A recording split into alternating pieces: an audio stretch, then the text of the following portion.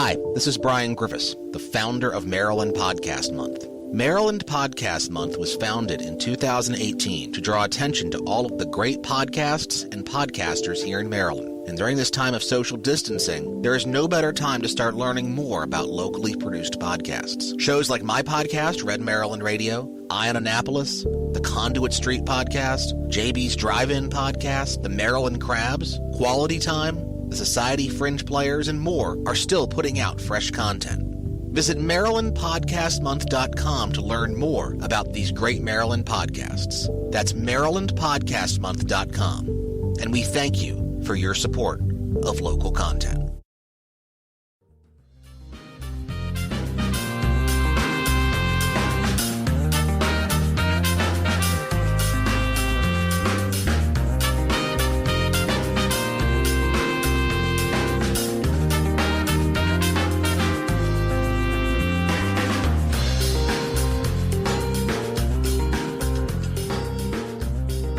Hello and welcome to the Conduit Street Podcast. Kevin Kinnally here with Michael Sanderson. Michael, how are you handling social distancing and being at home 24/7?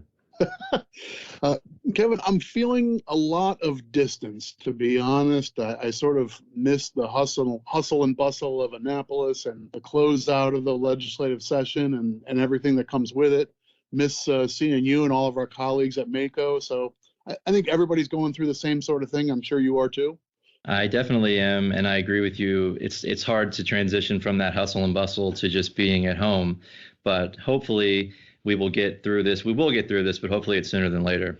Yeah, flatten the curve. We're doing it. Flatten the curve. All right, today on the podcast, we are going to discuss Maryland's budget process. We'll talk about the role of the executive and the legislature, and then we'll get into an interesting amendment that will be on the ballot for the 2020 presidential primary election that proposes a change to the way we do budgets here in Maryland.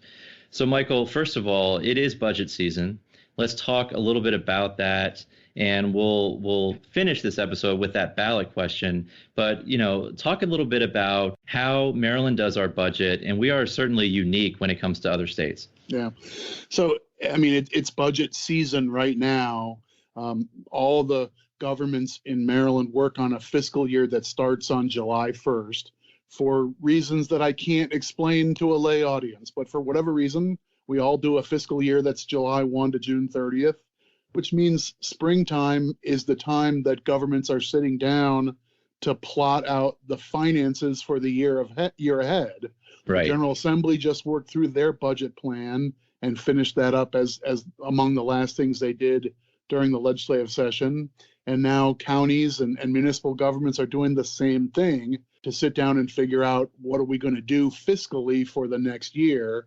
That conversation and that debate is much more complicated this year than most because of the enormous uncertainty that this health crisis is creating over the economy. We know there are going to be effects on the economy generally, on people's employment and their capacity to live their lives the way they want, but that's also going to translate to revenues for public services, and that's a challenge for people in the public sector.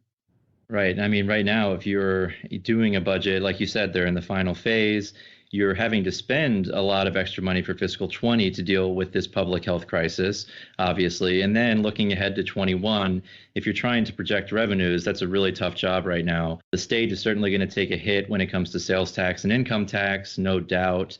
And then for counties, I think the income tax is going to be a big one, just like the state. And then you look at things like hotel taxes, admissions and amusement. Obviously, with all these businesses shut down, those revenues are going to be down. And it's hard to anticipate, how long will this last and what kind of effect will it have? But to be in the final phase of trying to do a fiscal 21 budget, yeah, certainly a lot of uncertainty. And it's a difficult job right now to try and figure all this out. Yeah, there's an old saying among public sector budget people that the business of government goes on an opposite cycle from the usual business cycle. So if you're providing public services to people who need them, suddenly that need tends to go up when the economy falls apart. And if people are out of work and looking for help, they're frequently turning to public services. They're looking for, can I get help into a new job? Can I get help with my public health problems and so forth. And those are the things they're looking to their counties for. We don't have the ability to just, float a big bond and run a giant deficit like the federal government can. They can do a $2 trillion piece of legislation and say, let's send everybody a check. County governments need to have the money. We don't have a mint. So it's a different ball game for the state and local governments, and it'll be a challenge. Not that this is the toughest challenge out there, but it's one of the things that arises in tough times. And, I do have to say counties are on the front lines here, and we've seen counties coming up with different sorts of funds to help people who have lost their job, to help small businesses, along with what the state is doing. Counties are really making this work. It's been really impressive to see all the counties in Maryland responding on the front lines in terms of public health, but also in terms of trying to help people who are unemployed, and of course the small businesses, which we know are the backbone of the economy here in Maryland and across the country. Yeah, totally agreed. I think, large and small jurisdictions, I think the largest numbers of confirmed cases in Maryland have been in the metropolitan areas. But, take a look at some of the resources that a place like Allegheny County, who only had their first confirmed case just yesterday. We're recording on Thursday. I think yesterday or today was the first time they've had a recorded case. They're already in active mode to prepare for this, have plans for what local businesses can do and so forth. So I mean, they're doing what they can as well. It's all hands on deck. It's impressive, but tough times call for it. Absolutely. And Allegheny, of course, was the last county that did not have reported cases. So now all 24 jurisdictions in Maryland have reported cases. Michael, let's try and pivot a little bit. It's hard not to talk about this nonstop, right? This could be an hour-long conversation itself, right? Of course. But, we are Maryland-based, and lots of our topics are global. But here we're going to be very Maryland-based. We're going to focus on Maryland and our budget system, which is one of a kind and sort of weird when you look at it compared to other states. Right. So let's talk a little bit about the general principle of checks and balances, which of course means that different branches have overlapping functions. Maryland does that too in most respects, but our budget process, again, is just different. Yeah, I think what we want to do here is lay some groundwork so that we can talk reasonably about this constitutional amendment that the General Assembly passed in this past session, and that we, the voters, will have before us come November. So we feel like the best way to do that is to sort of start where we are today and how does the budget process work today, so that when we see a one-paragraph proposal of what the changed process would look like, we at least understand the context for that. So maybe to our listeners, forgive us the indulgence of taking a meandering path to get to it, but I think this is the best way to explain what this is about. So, okay, we start with the concept of checks and balances, and this goes back to whatever, 10th grade civics class and understanding the concepts in government. But this is a bedrock principle in American government, and has since been established in democratic countries across the world. The idea that you have multiple branches of government that have sort of complementary roles in establishing and affecting policy, and that the system is designed so that no one branch completely overwhelms the other. And so here in particular, we're speaking about the legislative branch, the General Assembly, and the executive branch, the governor and the various administrative agencies. And in every state, the process of developing a budget, sort of a spending plan for the year, is a collaborative effort between those two parts of the state government. But Maryland, like you said, it's not that we're unusual. We are completely on an island. Nobody does it the way Maryland does. And people who are used to the Maryland system kind of lose sight of we are a complete odd duck here. Yeah, if you talk to people from other states, maybe, colleagues at the county level, when they hear the way we do things, they are flabbergasted, quite frankly, right? And so we hear that a lot.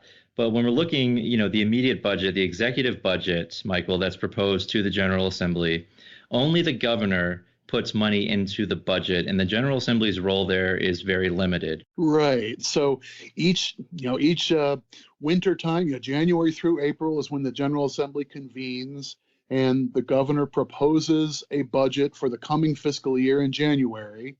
There's some dates set in the Constitution when that needs to be presented and so forth. So governor presents a proposed budget, and within that document is basically the entire spending plan for the general fund and all the special dedicated special funds and so forth for all state money for the year ahead.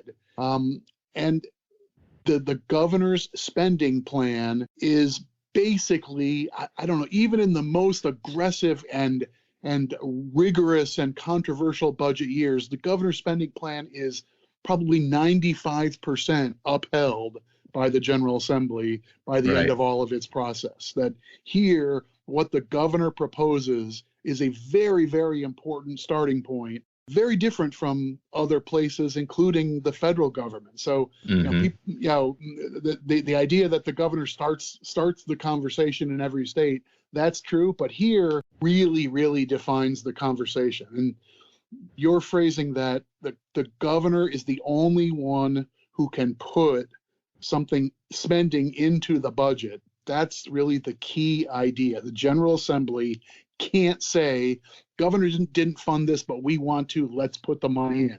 It just can't do it.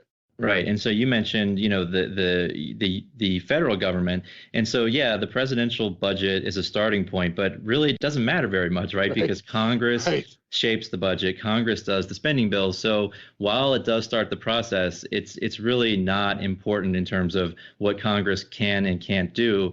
In Maryland, of course, that's a very different story because, as you mentioned, the General Assembly cannot add to the budget. So that really gives the governor an extraordinary amount of power. And we are known as a state that has the most executive power when it comes to budgets.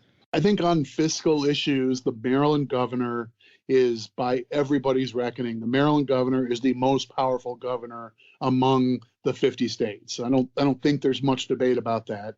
And that's because of this authority. So, I mean, Kevin, you've been spending time in budget hearings where one of the committees or subcommittees of the General Assembly is reviewing an agency budget or several agencies' budgets and so forth, and where in another state that debate might focus on, well, I don't feel like this budget does enough for this thing that I'm worried about. I wanted to see more people served in this area. I'm worried about people on Medicaid not getting dental services, and I really wish there were more money for that. But the governor should have done that, and I'm going to propose an amendment to the budget to make sure that gets properly supported, or whatever. And we'll just put the money in. Yeah, right. I mean, like if you're in just about any other state, that's the legislative debate. Should we add to the governor's budget?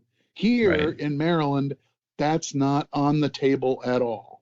So the practical conversation, I mean, you can sort of score points as a legislator and say, I'm frustrated the governor didn't fund something, but there's no way to act on that. So the General Assembly's job is principally, are there places where they think the governor's funding could be reduced and cut?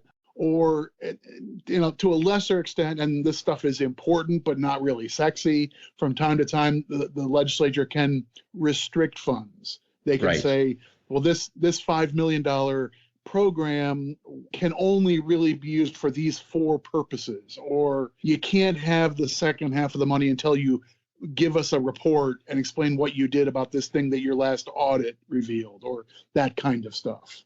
So when we talk about checks and balances again, in other states, although these general assemblies in other states can shape the budget the way they want to, also most of the time in those states, the governor has the ability to line item veto, right? So that's where the system of checks and balances comes back. In Maryland, the governor does not have line item veto there.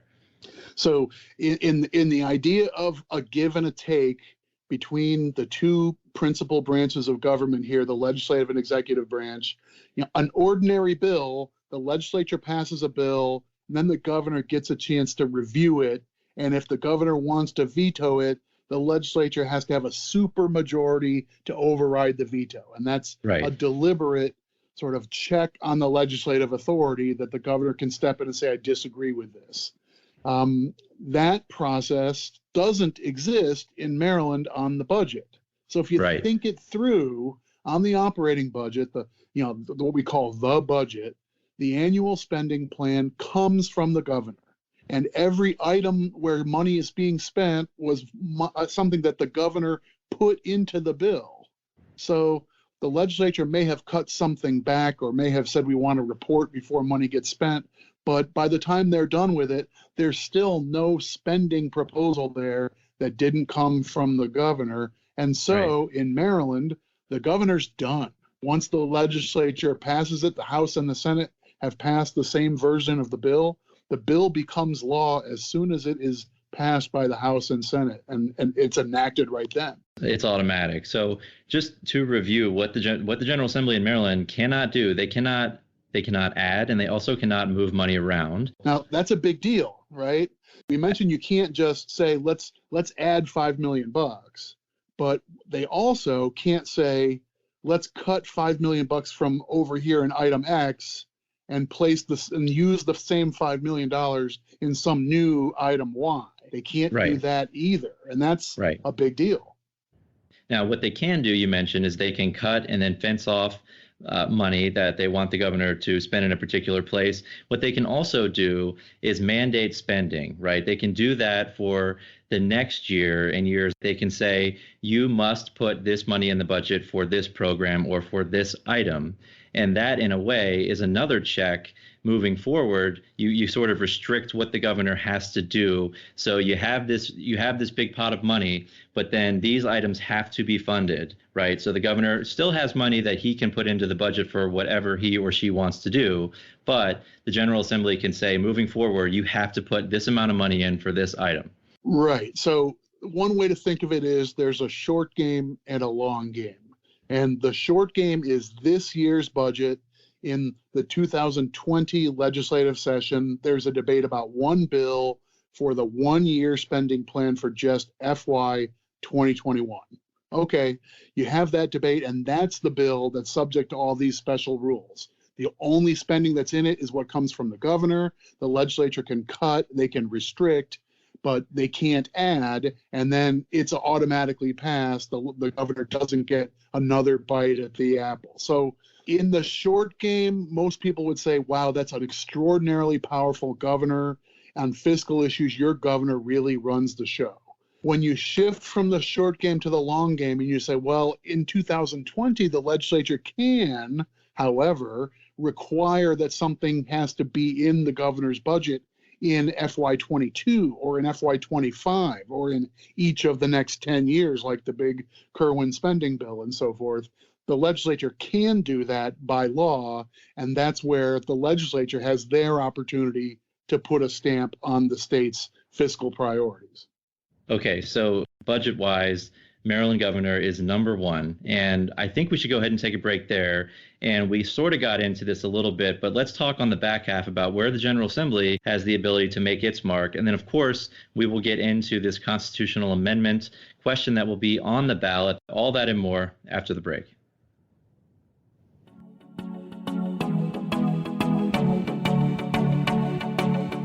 This is John Fernay with Eye on Annapolis to let you know about our daily news brief podcast.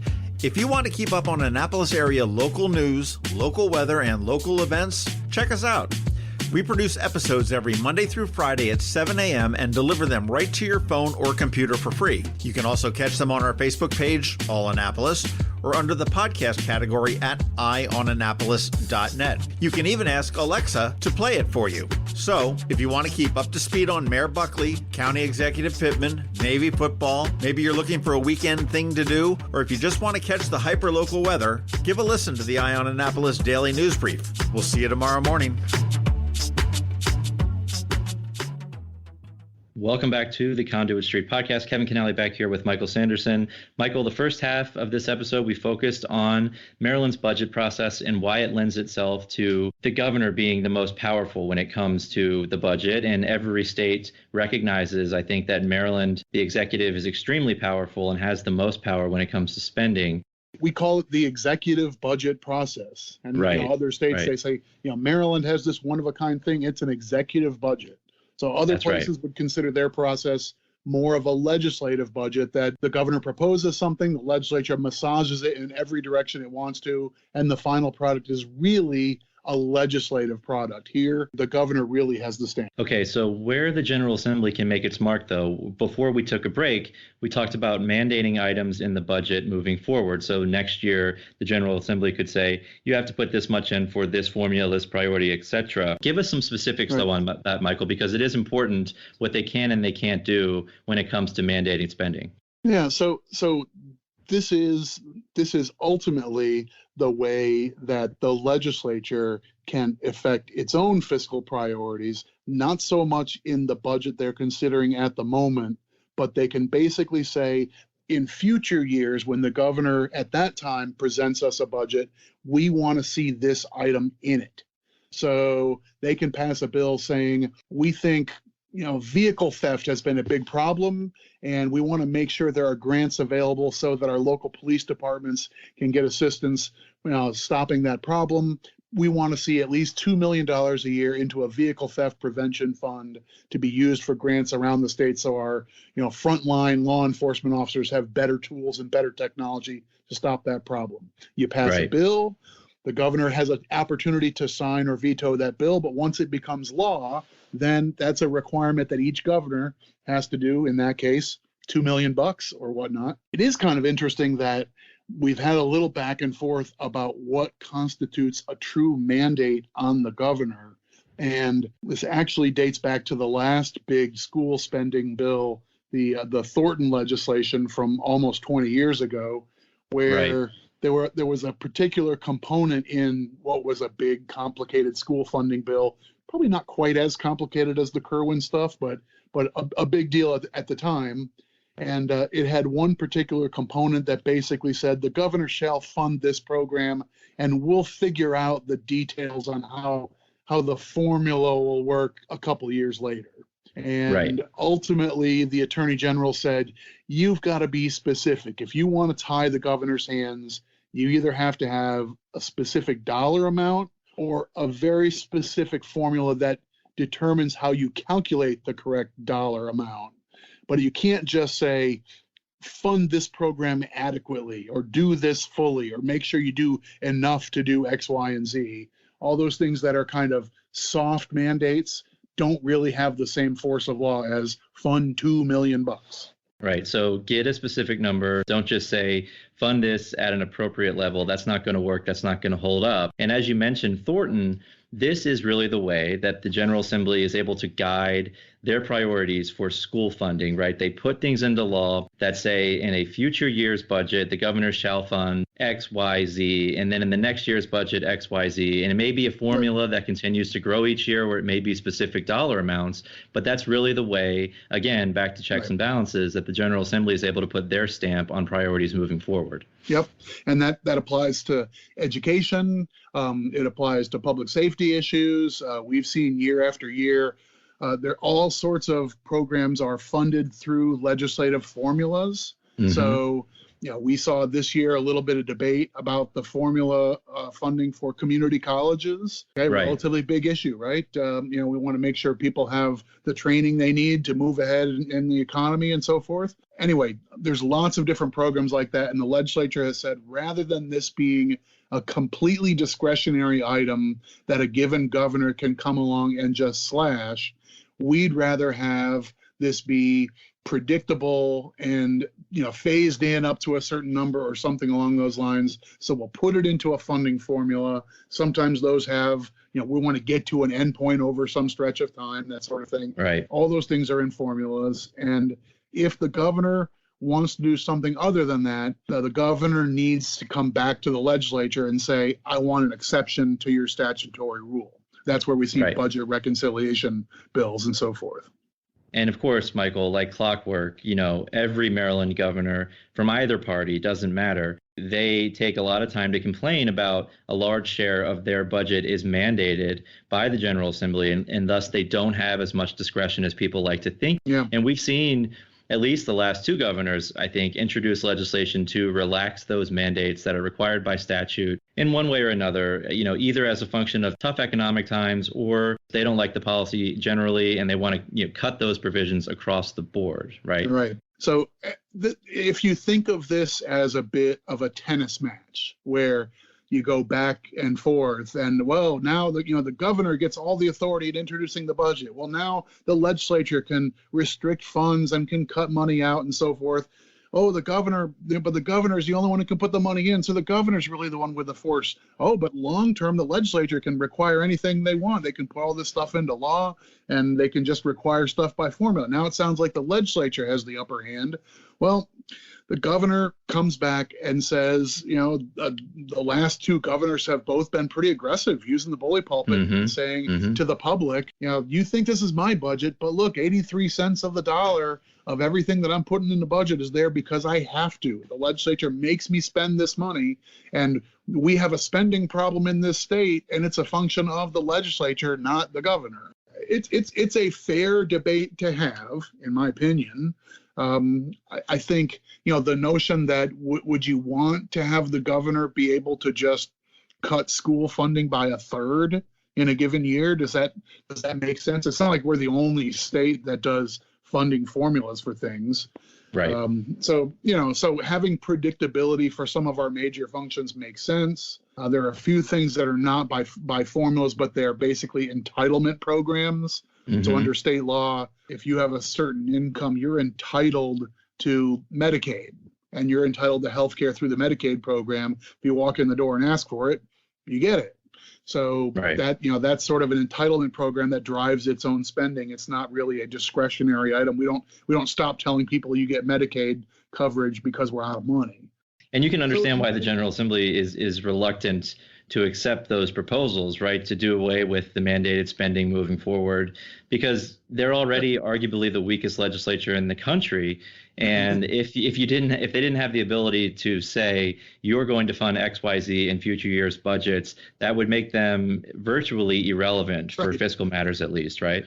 Right. I mean, if the General Assembly thinks that community colleges are really important, and they say over the next 8 years, we want to get from this level to way up there, and we pass that law, and they have a majority of people who support it after a public debate and input and so forth, they put that into law, then if the governor can say, you know what, I just don't feel like doing that, so I'm going to suspend your priority and just not fund it, that seems like why bother having the whole legislative process. The way it works today, the legislature has to, they receive a reconciliation bill that might say, we know we want to have this 8-year plan, but can we stretch that out to 9 years because this year's not quite affordable. Instead of doing 8%, let's do 4 this year and 4 next year, and we'll delay the goal by 1 year. And the legislature has to pass that bill for the budget to pass. So, that puts the power back in the General Assembly's hands in this little bit of a tug of war. So, I mean, that's kind of the way things work today.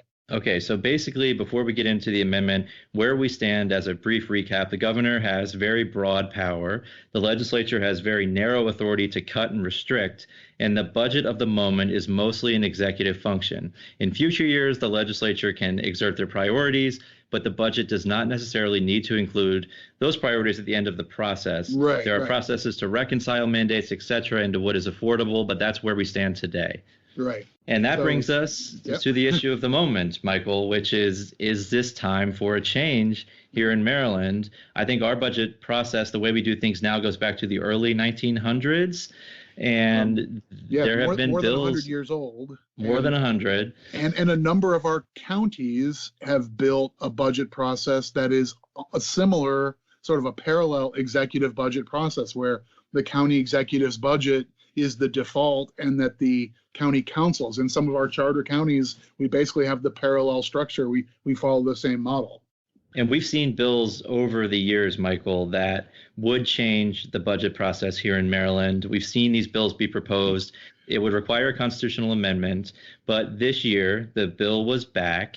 We can talk about that bill a little bit, and it did pass. So there will be a question on the ballot. The voters will have to approve if they want to change the way we do things for the budget. But Right. the bill this year did actually pass, when in previous years it did not move. Right. So it got passed in a modified form. So as you might imagine, there have been over the years, I think more sessions than not in the time I've been working in and around the General Assembly. I think more years than not, there's been a bill in, at least proposed and brought up for a public hearing, to say we ought to go to a more conventional system, let the governor introduce a budget, let the legislature do what it wants, and then give the governor back a traditional full veto or even a line item veto and so forth. Let's go back to the system that they use in almost every other state. And Right. some legislators would like to move back to a more conventional budget process. That's been, debated back and forth for better or worse over years and years. And we saw more or less that same bill introduced this year. Most of us probably figured the outcome would be the same. It would get a public hearing and a little chit chat and probably no action.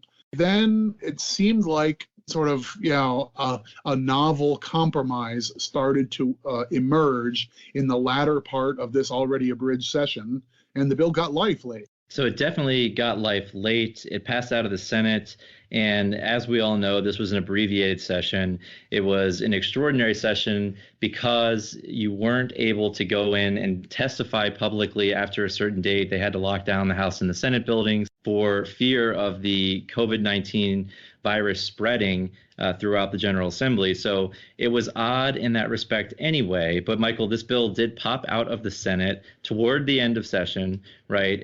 Toward the end of an abridged session. Yeah. And I think let's talk about how the bill was amended. You mentioned that it moved out in sort of a compromise form. And I think the biggest thing, we can get into the specifics, but I do think that one of the biggest components here is that this bill will not go into effect until after Governor Hogan completes his term. So it will not affect the way that Governor Hogan introduces in his budget powers. It would be for the next governor. And I think that was something they included specifically to sort of assuage some concerns that this would affect this governor and that it wouldn't be fair to sort of change the game in the middle of the process. Right. Try and diffuse the argument that this is an issue of the moment. This is the current legislature having quarrels with the current governor. They said, no, we don't even want to affect that. We just think structurally this is the better way to go, independent of who the people are in these offices. So, start next term. That's fine. So you start with that as a confine, and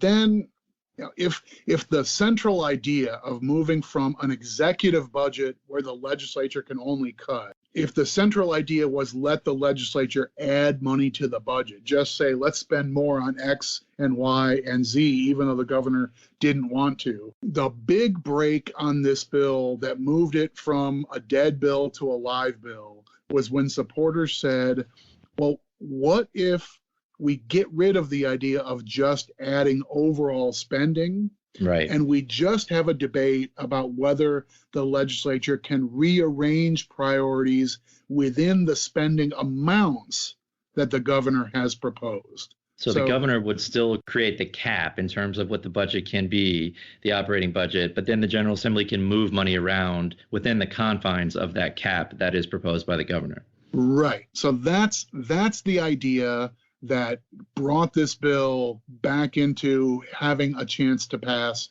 and ultimately passing out of the Senate.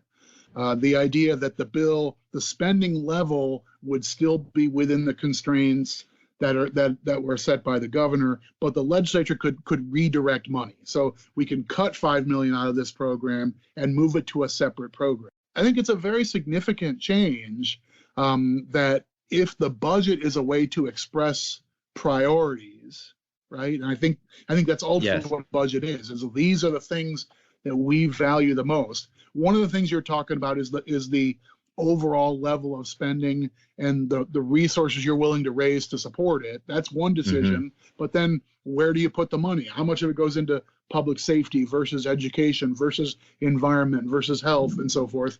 As you exert, your priorities, the money follows that. And the legislature would be able to say, we need more money for public health, and we're willing to do with less in something else to get it, right? Right. That's a new thing that this amendment would authorize the legislature to do on the budget they're debating that year. So it would really authorize them to set the priorities, and as long as they stay within the confines of that cap and spending that ultimately is still up to the governor, but it would allow them to completely rearrange the priorities in the budget by cutting maybe the governor's priorities and then creating their own in different areas. So that's a significant change in this bill. But as you said, I think what allowed the bill to move ultimately was, okay, let's cut out this piece about the General Assembly can just add money over top of what the governor's cap on the budget is.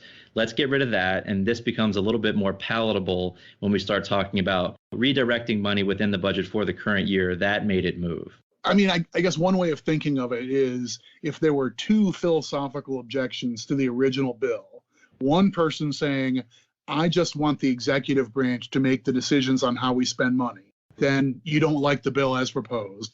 But another person's out there saying, what I don't want is a legislature deciding that the overall amount of money we're going to spend is going to go up and up. I'm afraid the legislature may overspend, and that'll put pressure on taxes or on revenues that'll be borne by businesses or by individuals or whatever. That's what I'm worried about. The amended bill no longer has that second concern. The overall spending level is not what we're talking about anymore, just the component parts. The legislature would have a chance to pass a budget that moves money from X to Y. Right. So with this bill, right. So then, as we've been talking about checks and balances, now the last component of the bill to try and stay fair with the concept of checks and balances is if the legislature now is able to say, let's put more money in this public health area, and we did it by cutting a bunch of other things, now there's new spending that the governor didn't put there. So rather than the bill becoming law without the governor having another bite at the apple, this amendment would say the governor can review those items and would be granted a line item veto over the things the legislature decided to add to the budget by redirecting funds that were already there. And so the governor then gets that line item veto authority for items that are added in, and the General Assembly can still override those line item vetoes, though, correct? If they come back and they have the necessary votes, which you need a supermajority to do it. So it would be somewhere in between the current strange Maryland process that's heavily weighted for the executive and the more conventional other state process, which I think you could say is heavily weighted toward the legislature. And instead, you'd have a principally executive budget with the legislative ability to rearrange priorities within the overall budget level. And then with the executive has a chance to come back and review those decisions and have the standard veto, opportunity on those particular items. So it's sort of a hybrid, and that idea is what turned this from a dead idea to a live one, and ultimately to a ballot question that we're going to see come November. Yeah, and I think, when it got out of the Senate, it went over to the House, and literally the House debated the bill in committee on the final day of session in the morning. It was a long and drawn out debate. And I think some of the criticism from people who don't like this bill is that they really rushed it through on the last day. They had a hearing that you could watch online, but then, you suspend the rules to have a couple of readings in one day to move the bill through on the last day. Yeah, that feels like fishy process to some people when you say, let's suspend our rules. Sorry, that other bill, that's not going to make it because it couldn't get through the process, but this one, we're going to let it jump through two hoops at once. That feels odd. And if you oppose a bill, then you're inclined to say, well, I don't want to do special things for this bill. But the votes are there.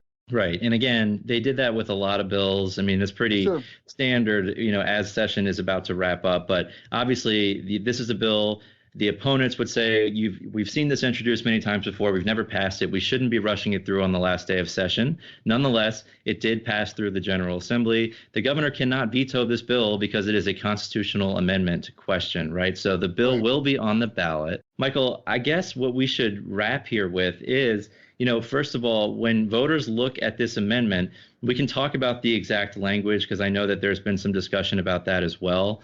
And we'll put a link on the blog for folks who want to take a look at it.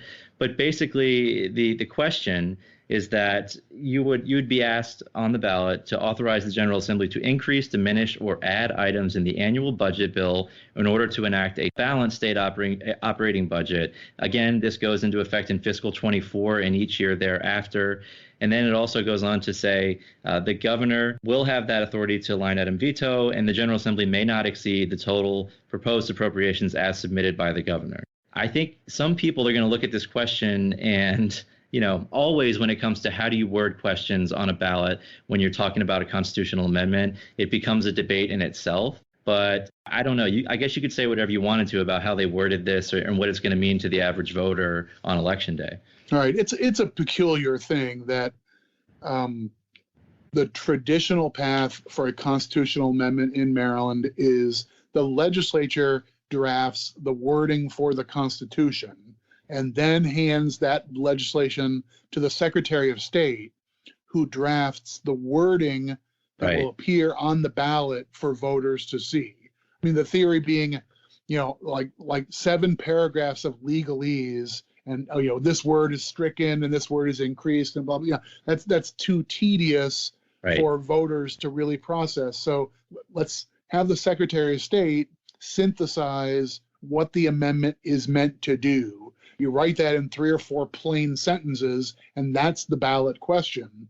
And when people support that, then that is meant to have the same effect as if they had read word for word the technical amendment to the Constitution, so the amendment takes effect.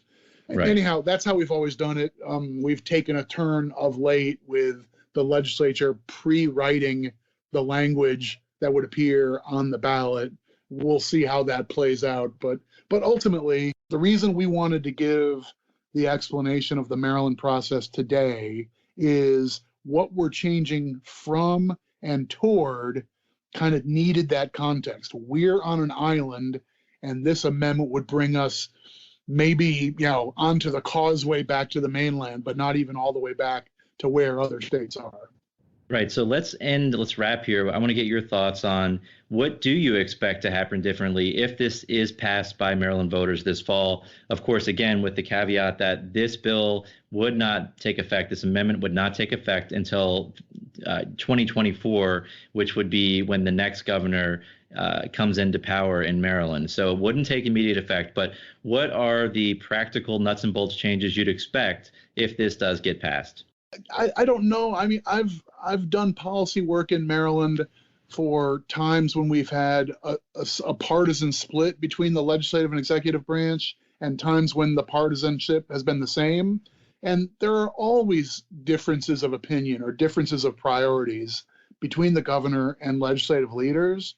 So I would imagine you'll see things around the margin, independent of whether there's a partisan split. I would imagine you'd see, governor's a particular big fan of this particular program, the legislature not so much. And as it turns out, these items get moved out and replaced with something else that is either politically popular or it aligns with legislative priorities. And you have probably a healthy debate about which of those 2 items is really the state's top priority. I mean, we don't have that kind of debate now in the executive process because there's really no public debate about what gets in this year. That's just the governor's call. Right. So I think it puts some new topics on the table. So I don't know. We don't know what the issues might be 2, 3, 4, or 20 or 30 or 40 years down the road. But my guess would be there'd probably be more public discourse about public spending priorities if this amendment were passed and we had a somewhat more wide open budget process. That'd be my guess. That's a kind of a timid forecast, but we'll take it.